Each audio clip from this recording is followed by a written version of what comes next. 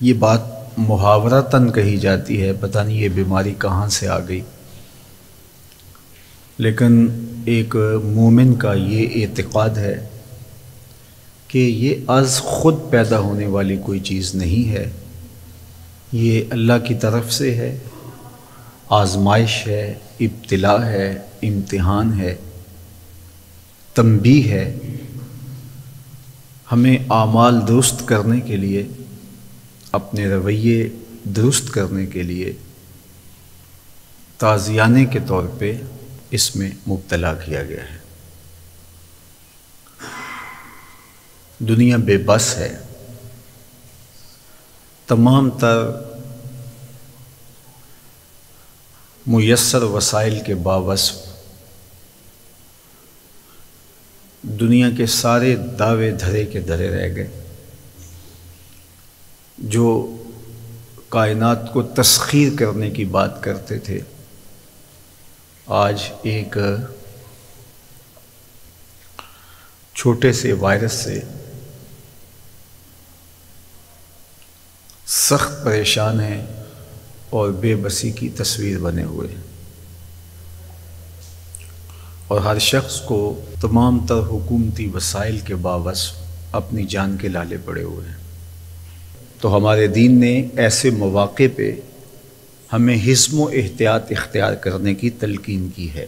حفاظتی تدابیر محکمہ صحت کی جانب سے جو بتائی جا رہی ہیں، سختی سے اس پر عمل پیرا ہوں، اپنے بچوں کو گھر میں سنبھال کے رکھیں، 5 گانہ نماز کا اہتمام کریں گے تو 5 وقت وضو کا موقع نصیب ہوگا۔ ماحول کو صاف رکھیں، اپنے کوچہ و بازار کی صفائی کا خیال رکھیں، کوڑا گلیوں میں نہ پھینکیں۔ تو یہ وہ اعمال ہیں جو ہمیں بیماریوں سے، مصیبتوں سے، وباؤں سے محفوظ رکھتے ہیں۔ اللہ تعالی حفاظت فرمائے۔ یہ 4 دن ہیں، گزر جائیں گے انشاءاللہ۔ دنیا کے ترقی یافتہ ممالک کے اندر بھی جب یہ بیماری تجاوز کر گئی تو وہاں بے بسی کی جو تصویریں آپ کو دیکھنے کو مل رہی ہیں، یقیناً دل لرز اٹھتا ہے۔ اللہ نہ کرے، 1000 بار نہ کرے، ایسے حالات کہ ہم متحمل نہیں ہو سکتے۔ پھر جب کوئی شخص بیمار ہوتا ہے اور اس کو کوئی سنبھالنے والا نہیں ہوتا تو وہ کتنی دردناک کیفیت ہوتی ہے۔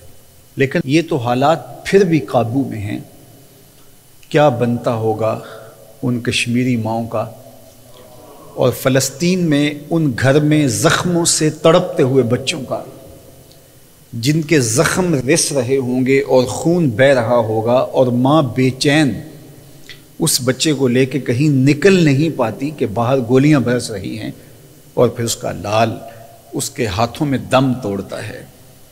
آج دنیا کو ان کو دیکھنے کا موقع ملا ہے، تو دنیا کے اوپر امن قائم کرنے کی کوشش کی جائے اور دنیا کے اوپر خیر بانٹنے کی کوشش کی جائے۔ دوسری بات یہ ہے کہ بیماریاں ماضی میں بھی آتی رہی ہیں اور مستقبل میں بھی آئیں گی، تو اللہ کے حضور گڑ گڑائیں، دعائیں مانگیں، التجائیں کریں۔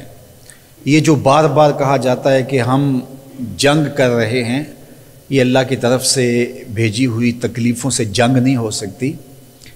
یہ ہم اس کے حضور معذرت کرتے ہیں، اپنے گناہوں کی معافی مانگتے ہیں اور احتیاطی تدابیر کر سکتے ہیں، اور تدابیر کو اختیار کرنا بھی ہمارے دین نے ہمیں بتایا ہے، اور یہ تقدیر کے برعکس نہیں ہے۔ باقی اللہ تعالیٰ سے کبھی بھی مایوس نہ ہونا۔ بیماریاں، تکلیفیں، دکھ آتے ہیں، شفا بھی وہی دیتا ہے۔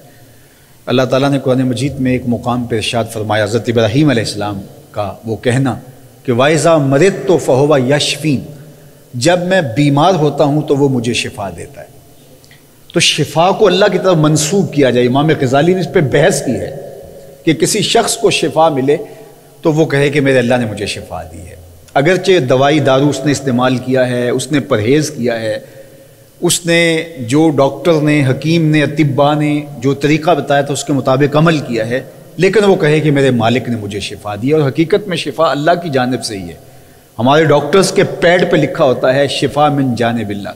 یہ پہلی مرتبہ ایسا ہوا ہے کہ ایک کورونا سے شفا پانے والا مریض میڈیا پہ آتا ہے تو اس کو اینکر کہتا ہے تو نے کس طرح جنگ لڑی، تو وہ کہتا ہے میں نے اس طرح جنگ لڑی۔ یہ ایک مومن کا طریقہ نہیں ہے کہ وہ اس طرح بات کرے۔